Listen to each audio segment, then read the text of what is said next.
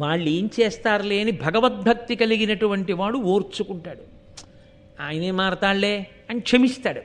క్షమించాడు కదా అని ఆయన మీద తిరగబడినా, బలహీనుడు కదా ఏం చేస్తాడులే అని వాళ్ళ జోలికెళ్ళినా ఒక ఫలితం ఉంటుంది రాజా. ఏమిటో తెలుసా ఫలితం? అనిమిత్తాగంబులైన భయంబుల్, కారణము లేని భయం కలుగుతుంది. చూశారండి, కారణం ఉండదు భయానికి. అంటే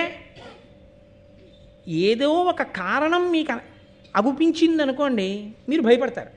అయ్యి బాబోయ్ ఇప్పుడు ఇలా చేస్తే ఏమైనా అవుతుందేమో అనుకుంటారు. పట్టపగలు 11 గంటల వేళ భానుగుడి జంక్షన్లో ఉన్న అపార్ట్మెంట్ 3rd ఫ్లోర్ మెట్ల మీద త్రాచుపా ఉంటుందని మీరు ఊహిస్తారా?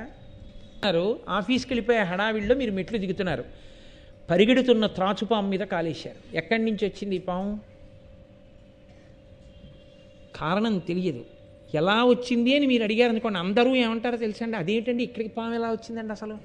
అయిపోయి త్రాచుపాము రావడం ఏంటండి అసలు? ఎప్పుడు 30 ఏళ్ల నుంచి ఉంటున్నా ఇక్కడ పాము, బురద పాము చూడలేదు ఎప్పుడు, ఇక్కడ త్రాచుపాము ఏంటండి?